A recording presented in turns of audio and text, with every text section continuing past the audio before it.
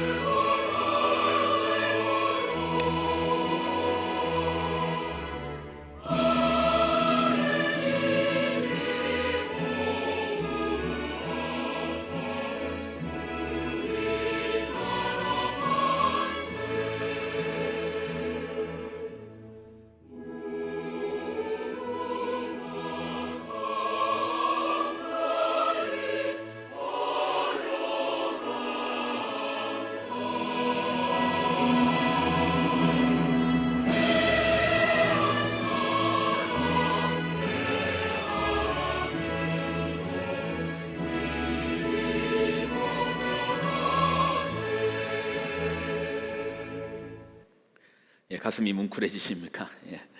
우리가 너무 잘 아는 애국가입니다. 이번 파리 올림픽에서도 애국가가 많이 울려 퍼지기를 소망합니다. 예전에 한번 나눈 적 있죠. 애국가에 비밀이 있다라고 했죠. 예전에 한번 나눴는데 왜 또 하십니까? 이거 제가 만든 건데요. 제가 쓸 수 있죠. 계속 업데이트하는 과정입니다. 그러니 조금 내용이 조금씩 바뀌고 있습니다. 예전에 한번 나누었었는데요. 애국가의 작곡가는 누군지 다 안다고 했습니다. 누구라고 했죠? 하여튼 이거 모르면은 힘들어집니다. 누구시죠? 안익태 선생님이십니다. 작곡가는 다 아는데, 근데 정작 이 애국가를 작사한 분은 미정으로 되어 있다고 했습니다. 작사 미정. 저도 한번 찾아보니까 애국가의 작곡가는 안익태 선생님 이렇게 딱 이름이 있는데, 예전에는 이 작사가에 대해서는 미정이라 써 있더니 요즘은 아예 작사가의 난 자체를 빼버렸더라고요. 그냥 작곡가만 드러납니다. 그런데 이제 애국가를 통해서 우리가 이 가사를 통해서 확실히 알 수 있는 것은 애국가를 쓴 사람은 크리스찬이다, 기독교인이다라는 사실은 분명히 알 수 있습니다. 자, 가사를 한번 볼까요? 동해물과 백두산이 마르고 닳도록 하느님, 여기는 이제 하느님이라고 적혔는데 이 원작자가 쓸 때는 갓입니다. 하늘님이 아니고 하나님 맞습니다. 하나님이 보호하사 우리나라 만세, 무궁화 삼천리 화려강산 대한사람 대안으로 길이 보존하세. 동해물과 백두산이 마르고 닳도록 하나님, 동해물과 백두산이 마르고 닳도록 하나님, 우리를 보호하여 주옵소서. 그리고 우리 이민족을 보존하여 주옵소서, 지켜 주옵소서. 그러니 애국가에 담겨져 있는 그 마음은 일종의 기도문이죠. 기도하는 내용입니다. 하나님, 이민족을 하나님 지켜 주옵소서, 보존하여 주옵소서, 간절하게 하나님께 간구하는 기도의 내용입니다. 그러니 애국가는 기독교인이, 적어도 애국가의 작사자는 기독교인이다라고 추측할 수 있습니다.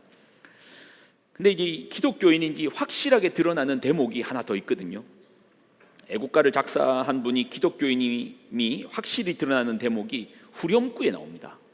후렴에 무궁화 삼천리 화려강산.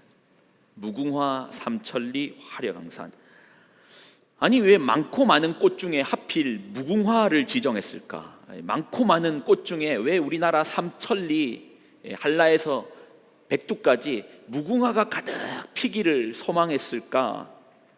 아이 그거야 뭐 무궁화가 우리나라의 국화인데 우리나라의 꽃인데 그러니 당연히 무궁화가 펴야지 뭐 벚꽃 피게 해달라 하겠습니까? 뭐 개나리 피게 해달라 하겠습니까? 이상하잖아요. 그런데요, 애국가가 처음 불렸던 1896년 당시는 국화라는 개념이 없었습니다. 그때는 이제 국화를 지정하지 않았어요. 그러니 오히려 무궁화가 국화가 된 이유는 애국가에서 무궁화 삼천리 화려강산이라고 부르니 오히려 이 애국가에서 국화를 따온 것이죠. 그리고 당시의 기록을 보면은 이 당시에 이제 1900년도 초 이 당시에 우리나라의 무궁화를 찾아보기 힘들었대요. 그러니까 우리가 지천에서 볼 수 있는 꽃은 아니었다고 합니다. 그런데 왜 이 작사가는 무궁화가 온 삼천리에 가득 피기를 소망하였을까? 그 이유는 무궁화의 영어식 표현 때문이라고 한번 말씀드렸죠.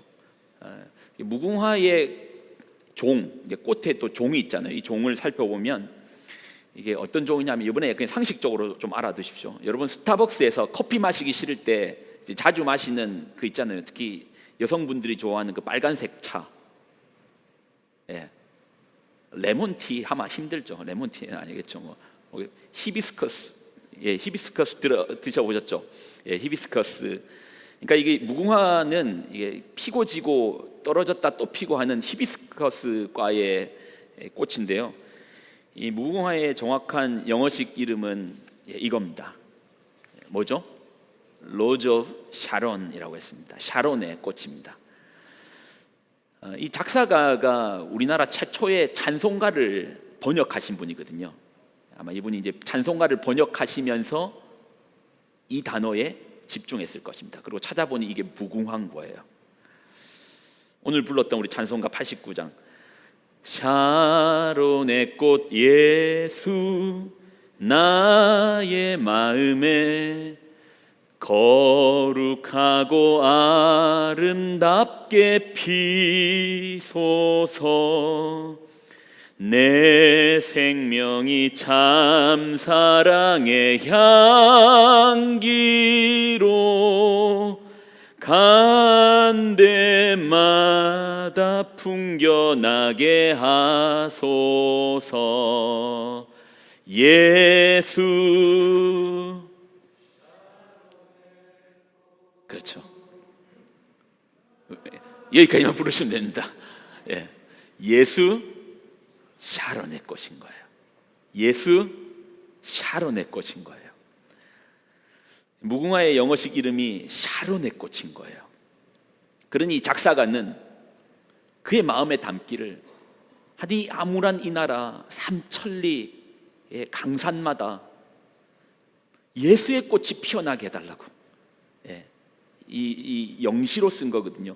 예수의 꽃이 온 나라마다 피게 해달라고 간구했던 것이죠.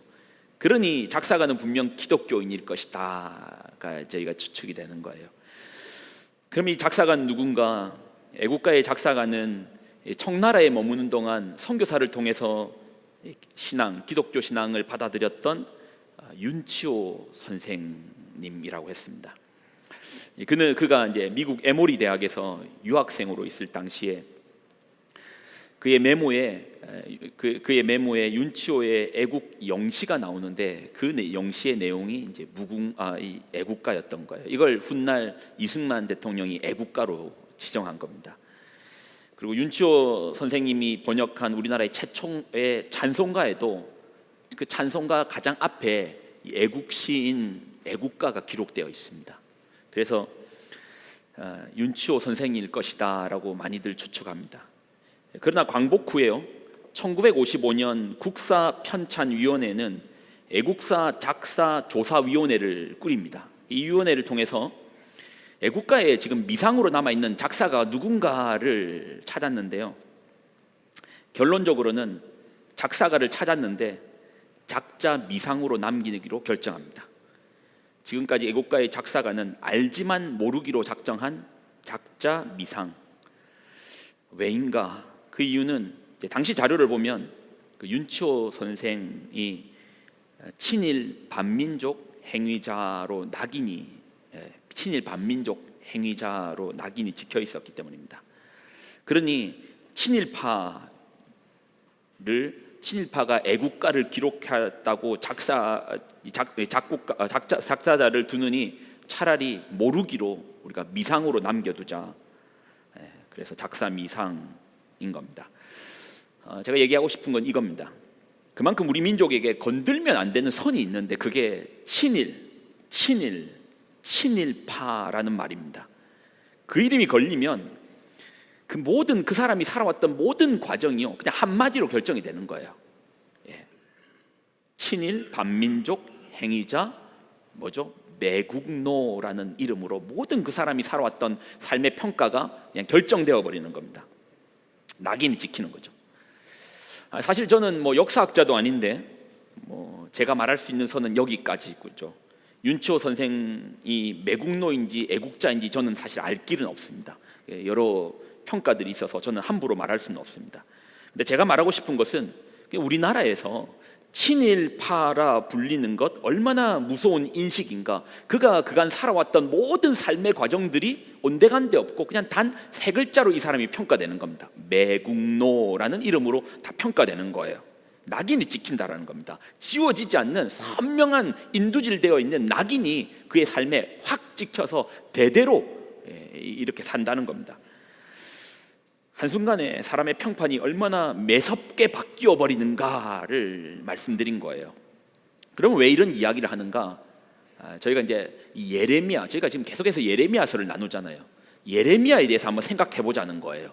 예레미야에 대해서 한번 생각해 볼 건데, 우리가 읽었던 예레미야서 38장 17절로 18절 여러분 한번 천천히 한번 읽어보세요. 천천히 한번 읽어보시고 당시 사람들이 예레미야를 어떻게 평가했을까? 그냥 우리는요 성경에서 위대한 선지자라는 이름으로 예레미야를 평가합니다.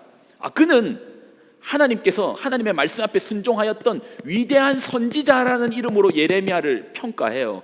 하지만 당시 예레미야와 같은 시대에 호흡했던 사람들이 예레미야를 어떤 시각으로 바라봤을까에 대해서는 우리가 한번 생각해보고 넘어가야 됩니다. 자, 예레미야서 38장 17절 18절 여러분이 읽습니다. 자, 시작.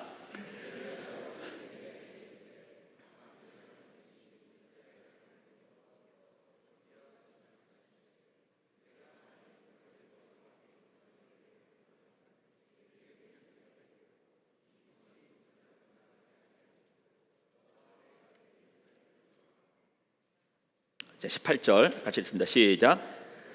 만일 나가서 바벨론 왕의 고관들에게 항복하지 아니하면 이 성이 갈대아인의 손에 넘어가리니 그들이 이 성을 불사를 것이며 너는 그들의 손을 벗어나지 못하리라 하셨나이다. 여러분 어떻습니까? 여러분 생각에는 당시의 사람들이 예레미야를 어떤 시각으로 바라봤을까요? 그냥 우리는 멀리서 보니까 예레미야 하면 그냥 선지자라고 딱 결정되어 있습니다. 하지만 당시 그 시대의 사람들이 예레미야를 바라봤던 시각에 대해서는 우리가 한번 생각해 봐야죠. 잘 감이 안 오시죠? 근데 이제 제가요 이걸 이렇게 좀 바꿔서 한번 써보겠습니다. 제가 이렇게 좀 바꿔서 한번 써볼게요. 윤천석이 고종에게 이르되 만군의 하나님 여호와께서 이와 같이 말씀하시되 고종이시여 만일 일본의 천황과 고관들에게 항복하면 당신의 삶이 살 것입니다. 그리고 이 한양이 불사름을 당하지 아니할 것입니다. 그리고 만일 왕께서 나가셔서 일본의 천황과 신민들에게 항복하지 아니하면 이 한양이, 이 조선이 일본인의 손에 넘어갈 것이고 이 한양 땅은 온통 불바다가 될 것입니다. 그리고 고종은 그들의 손에서 벗어나지 못하게 될 것입니다. 만약에요 여러분이 이 문서를 보신다면 당시의 사람들이 저를 뭐라고 평가했을까요? 아마 을사오적이 아니고 을사육적이 돼 있을 겁니다. 그리고 그 이름에는 제 이름도 적혀 있을 겁니다. 윤천석이란 이름, 치를 떨면서 매국노라고 할 겁니다. 여러분 느낌이 오십니까? 후대의 사람들이 이 문서를 발견했다면 이렇게 했겠죠. 그러면 여러분, 당시의 사람들이 예레미야를 어떤 시각으로 바라봤겠습니까? 우리는 그냥 위대한 선지자라고 생각하지만 당시에 그 시대에 살았던 사람들이 예레미야를 뭐라고 봤을까요? 마찬가지로 예레미야 역시 당시의 사람들의 눈에는요, 나라 팔아먹는 놈이에요. 나라 팔아먹은 놈이에요. 실제로 예레미야서의 내용을 보면 이렇게 나와요. 멀리서 예레미야가 걸어오니까 사람들이 이렇게 말해요. 바벨론에 나라 팔아먹으러 온 사람, 바벨론에 나라 넘기려고 온 사람, 이렇게 평가해요. 38장 4절의 말씀, 오늘 본문인 38장 4절의 말씀도 한번 읽어보실래요? 같이 한번 읽을까요? 자, 시작. 왕에게 말하였다. 이 사람은 마땅히 사형에 처해야 합니다. 그가 이런 말을 해서 아직도 이 도성에 남아있는 군인들의 사기와 온 백성의 사기를 떨어뜨리고 있습니다. 이 사람은 참으로 이 백성의 평안을 구하지 않고 오히려 재앙을 재촉하고 있습니다. 이게 예레미야에 대한 사람들의 평가예요. 그 살려두면 안 됩니다. 그 사람 가만두면 안 됩니다. 사람들의 힘 빠지게 만들어가지고요, 오히려 바벨론에게 이 나라 갖다 바치려고 하는 사람입니다. 살려두면 안 됩니다. 사람들의 눈에는 예레미야가 친바벨론, 반민족 행위자라는 거였죠. 그런데 이제 여러분, 이 예레미야서를 우리가 보면서 느끼는 게, 그는 끊임없이 이야기를 하거든요. 끊임없이 한결같이 이야기하거든요. 그가 전했던 바벨론에 항복해라, 바벨론의 진노의 막대기로 하나님께서 치신다, 그래 항복해라, 이 말 때문에 그가 얼마나 많은 고초를 당했나 아십니까? 기본적으로는 사람들은 그를 평가할 때 매국노라고 했고요, 감옥에 갇혔고 배고팠고 멸시당했고 모욕당했고 빛이 없는 웅덩이에 빠트림을 당했고 살해 위협을 당했습니다. 그래도 그는 그의 워딩을 바꾸지 않습니다. 계속해서 사람들에게 바벨론에 항복해야 됩니다. 그리고 오늘 읽었던 예레미야서 38장은 마지막으로 왕에게, 시드기야에게 예레미야가 얘기하는 겁니다. 내가 마지막으로 한 번 더 기회 줄 테니까 하나님 뜻이 뭔지 한번 말해봐라. 그런 예레미야가 말합니다. 하나님께서 항복해라고 하십니다. 바벨론에 항복해라고 하십니다. 항복해야지만 살 수 있다고 하십니다. 그 말을 전하는 거예요. 결국 이제 긴 시야 속에서는 성경이 보여주기를 예레미야가 맞았어요. 사람의 평가로는 예레미야는 그냥 반민족 행위자 또는 나라 팔아먹는 매국노인데 아닌 거예요. 뭐 이완용 같은 경우에는 그 나라 팔아서 잘 살기라도 했죠. 예레미야도 나중에 보면은 실제로 바벨론이 쳐들어와서 바벨론이 예레미야에게 손을 내밉니다. 우리 따라가자고. 그러면 우리가 선대해 주겠다고. 너 바벨론에 항복해라고 계속해서 말했지. 자, 우리 따라가자고. 우리가 너 잘 살게 만들어 주겠다고. 근데 예레미야는요, 그 손 거절합니다. 이미 황폐하게 망해버려 있는 예루살렘으로 다시 내 민족에 있는 사람들에게 돌아가겠다라고 해서 사람들에게 그의 진심이 그때서야 이제 좀 전달이 된 거죠. 그만큼 이 예레미야에게 임했던 이 사람들의 평가 앞에서 그가 말했다라는 것이 쉬운 게 아니라는 겁니다. 반면에요, 오늘 본문에 시드기야라는 인물이 나옵니다. 마지막 왕이라고 했죠. 예레미야가 왕이시여, 이거 정말 하나님께서 마지막으로 당신에게 주시는 기회입니다 라고 하며 시드기야가 다가선 거예요. 그리고 이 말을 전한 겁니다. 바벨론에게 항복하십시오. 하나님께서 이미 정하셨습니다. 항복하십시오. 이게 왕이 살 길입니다. 유일한 이 길밖에 없습니다. 결론적으로 말하면요, 시드기야 그 말 듣지 않습니다. 거절합니다. 예레미야가 내밀었던 하나님의 말씀을 듣지 않습니다. 이유가 뭘까? 자, 19절에 나와 있거든요. 19절에 나와 있는데 여러분이 한번 읽어보시고, 왜 시드기야는 하나님께서 살 길로 주셨는데 왜 듣지 않았는가? 근데 시대라는 배경 속에서 한번 여러분 한번 생각해봐요. 38장 19절입니다. 자, 19절 읽습니다. 시작.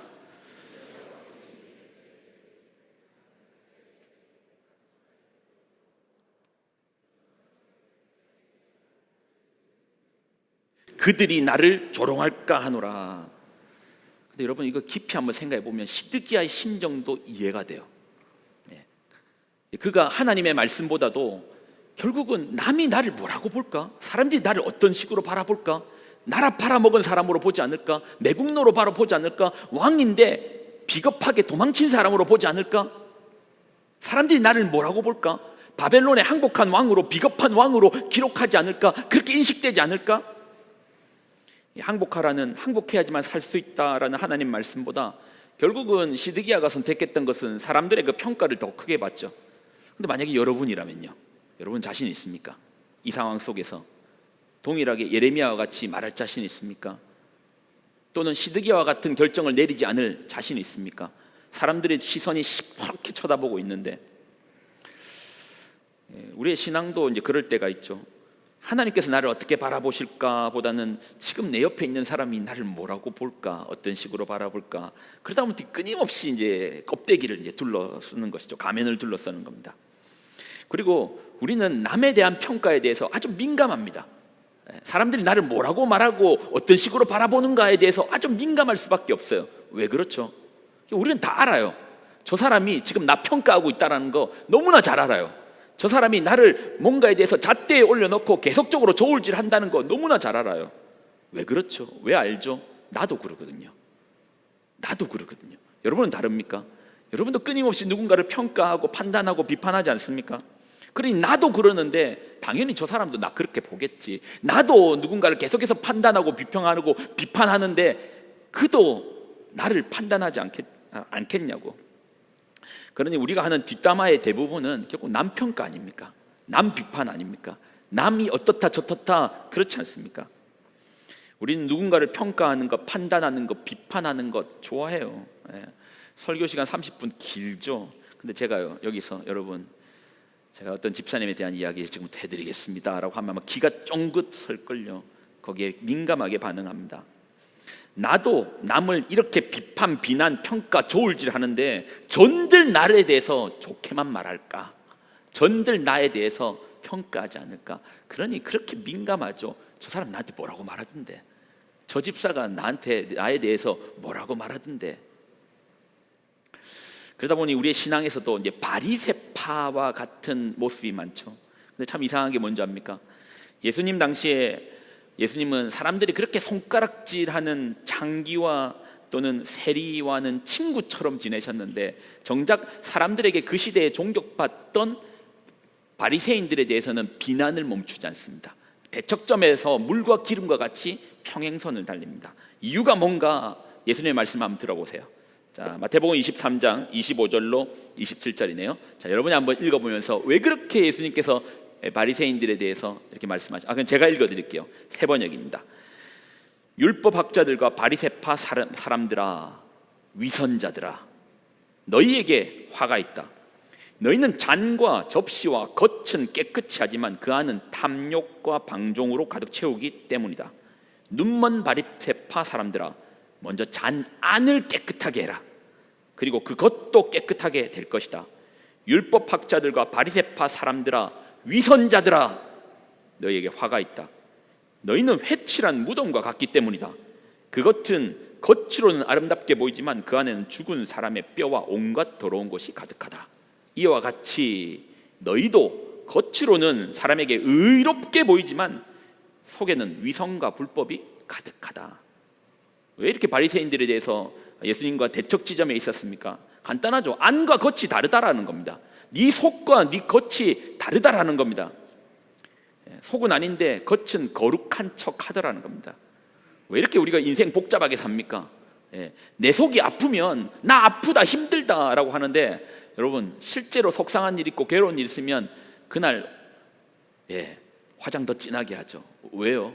안 그래도 속상한데, 안 그래도 짜증난데 남이 나 비난하고 남에게 좋은 안주거리로 던져지는 내 모습이 더 싫다라는 거예요. 안 그래도 비참하고 괴로운데, 가만히 있어도 괴로운데 남이 나에 대해서 평가하는 거 더 싫다라는 거예요. 그러니 가면을 쓰는 우리 모습 있다라는 겁니다. 그러니 신앙적으로도 바리새인 되더라는 겁니다. 이게 이제 우리 수준인 거예요. 왜 이렇게 우리는 겉에 대한 포장지를 깊게 두르는가? 우리 수준이 겉밖에 모르거든요. 그러니 여러분도 저에 대해서 잘 모르잖아요. 제가 말 번듯하고 옷 깨끗하게 입고 나오면 저 사람 괜찮구나 라고 하겠지만 제 속사람은 모르는 거 아닙니까? 그러니 우리는 겉만 화려하게 하면, 들키지 않으면 그러면 남에 대한 평가도 잘 받을 수 있다라는 거죠. 그러니 신앙도 바리새인처럼 될 경우가 있습니다. 그러나 하나님의 평가와 우리의 평가는 다릅니다. 말씀에서 한번 보실래요? 사무엘상 16장 7절입니다. 사무엘상 16장 7절. 자, 이거는 여러분이 한번 읽어보십시오. 같이 읽습니다. 자, 시작.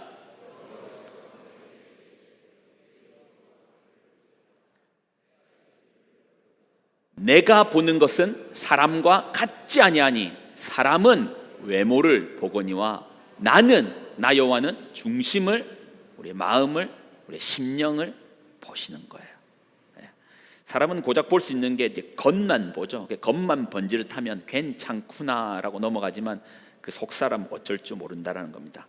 그렇지만 우리 하나님, 우리의 겉에 덕지덕지 붙어 있는 우리의 겉에 껍질들을 다 깨고 그 속에 깊은 심령을 살피시는 하나님이십니다. 그러니 우리의 판단과 하나님의 판단이 정반대가 되는 경우도 있다라는 겁니다. 오늘 분명한 결론 하나 내리고 가면요, 하나님의 평가와 사람의 평가가 수준적으로 같을 수가 없습니다. 우리는 우리의 평가 고작 해봐야 겉만 보지만 우리 하나님 속사람을 살피시는 하나님입니다. 예전에 한 예능에서요, 엄청난 사랑꾼으로 등장한 어떤 인물이 있습니다. 그냥 딱 보기에도 같은 남자가 봐도 저 인간 때문에 내가 괜한 욕을 들어야 되는구나 싶을 정도로 너무 잘해주더라고요. 그런데 알고 보니 다른 여자들에게도 잘해줘가지고 불륜남이라는 낙인이 찍히더라고요. 이게 우리 수준인 거예요.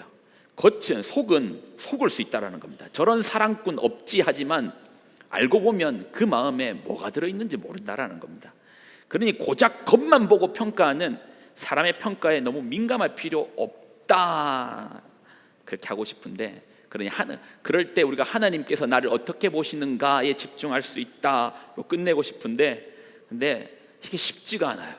이게 간단하지가 않아요.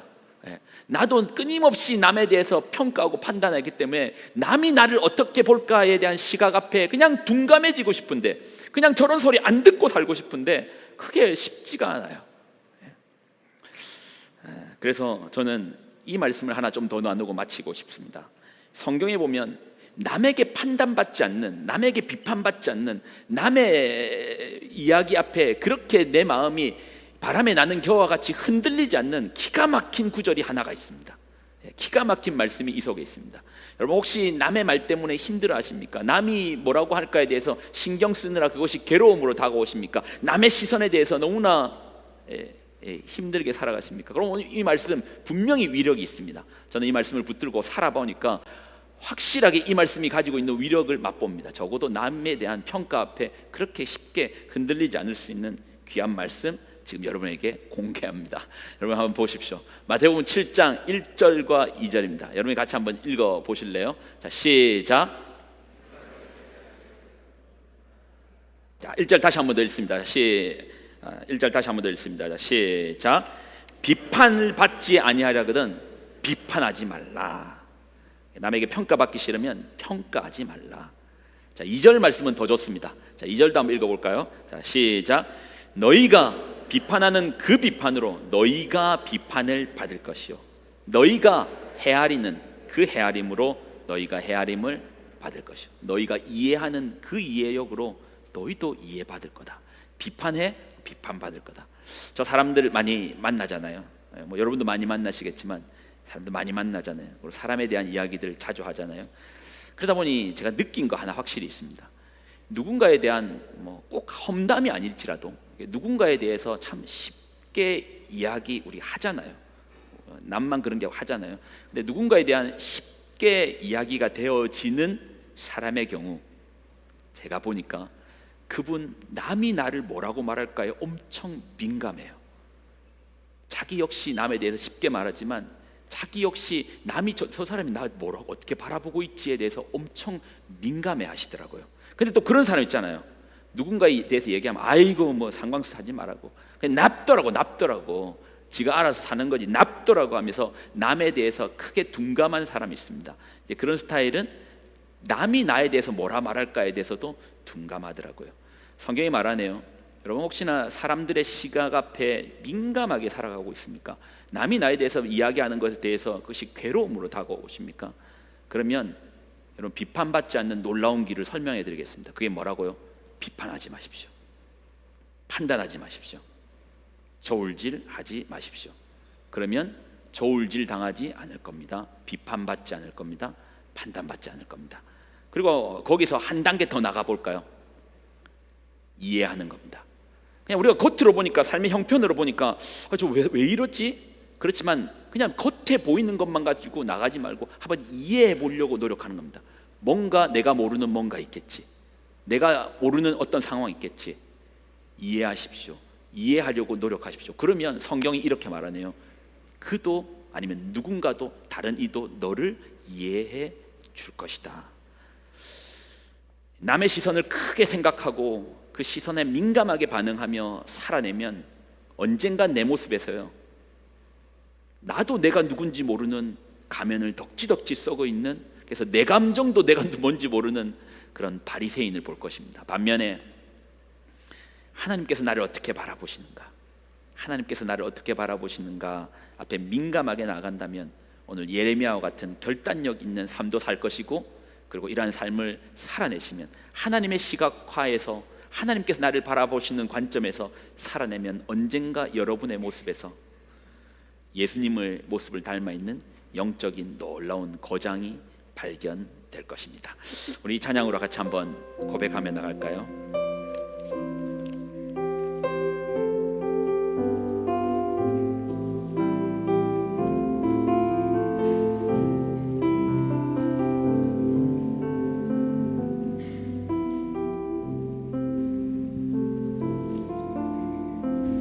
주님 말씀하시면, 주님 말씀하시면 내가 나가리다. 주님 뜻이 아니면 내가 멈춰서리다. 나의 가고 서는 것 주님 뜻에 있으니 오 주님. 다시 한번 믿음의 고백을 가지고 나와. 주님 말씀하시면, 주님 말씀하시면 내가 나가리다. 주님 뜻이 아니면 내가 멈춰서리다. 나의 가고 서는 것 주님 뜻에 있으니 오 주님. 우리 다시 한 번 더 처음부터 고백할까요? 주님 말씀하시면, 주님 말씀하시면 내가 나가리라. 주님 뜻이 아니면 비판을 받지 아니하려거든 비판하지 말라. 나의 가고 비판을 받지 아니하려거든 비판하지 말라. 주님 뜻에 있으니 오 주님 나를 이끄소서. 뜻하신 그곳에 나 있기 원합니다. 이끄시는 대로 순종하며 살리니 연약한 내 영혼 통하여 일하소서. 주님 나라와 그 뜻을 뜻하신 그곳에 뜻하신 그곳에 나 있기 원합니다. 이끄시는 대로 순종하며 살리니 연약한 내 영혼 통하여 일하소서. 주님 나라와 그 뜻을 위하여 오 주님 나를 이끄소서. 여러분, 하나님의 말씀을 따라 살고 싶으십니까? 아멘이십니까? 다시 한번 여러분에게 물어볼까요? 하나님 말씀하시는 그곳을 향하여서 여러분의 걸음이 있기를 소망하십니까? 아멘입니까?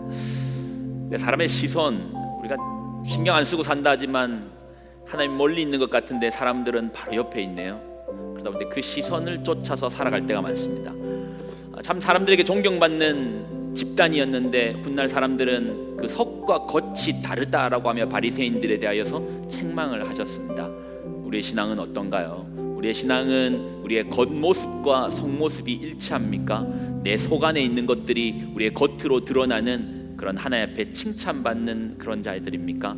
혹 우리가 계속해서 사람의 시선을 쫓아서 또 그들을 피하여 가다 보면 내가 그렇게 살고 싶지 않았는데 어느 순간 말씀이란 거울 앞에 딱 보니 웬 바리새인이 그 앞에 서 있는 걸 보게 될 것입니다.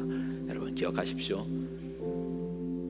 하나님 말씀에 집중하려면은 하나님의 뜻을 쫓아가야 되고, 하나님의 뜻을 쫓아가려면 하나님께서 나를 어떻게 보시는가에 민감해져야 됩니다. 그러기 위해서는 사람의 시선 좀 둔감할 필요 있습니다. 어떻게 둔감해지실래요? 오늘 말씀이 여러분에게 답을 주셨잖아요. 비판하지 마십시오. 아멘이십니까? 비판하지 마십시오. 아멘이십니까? 판단하지 마십시오. 아멘이십니까? 우리가 비판과 판단에 썼던 에너지와 힘들을 이제는 깊은 이해로 끌고 갑시다. 하나님, 우리가 알지 못하는 것 있을 것입니다. 저 사람을 이해하며 그리하여 훗날 우리의 연약함 공고함 앞에서 이해받는 그런 우리들 되게 하여 주옵소서. 제가 한번 기도할까요? 하나님, 주신 말씀을 붙들고 나아갑니다. 예레미야를 바라봅니다. 사람들의 시선, 시각, 평가, 매국노, 그 시선 앞에서도 그는 뜻을 굽히지 않았습니다. 하나님, 나를 어떻게 보시는가, 이것을 향하여서 믿음으로 나아갔습니다. 우리의 신앙도 그와 같은 고결함을 허락하여 주옵소서. 수많은 사람에 둘러싸여 있지만 그러나 하나님 나를 어떻게 보시는가 코람되어 하나님 앞에 바로 선 믿음의 신자, 하나님 보시기에 참으로 고결한 그러한 신자의 모습을 허락하여 주시옵소서. 이제는 우리 주 예수 그리스도의 은혜와 하나님의 무한극진하신 사랑하심과 성령님의 교통동행 충만하심의 역사하심이 오늘의 말씀을 쫓아 남의 비판했던 날카로운 시선들이 이제는 이해로 바뀌는, 그래요 누군가에게 이해받고 사는 우리 귀한 성도들의 삶과 가정과 그들의 자녀들의 머리머리 위에 이제로부터 영원히 항상 함께하여 주시기를 간절히 축원드리옵나이다. 아멘.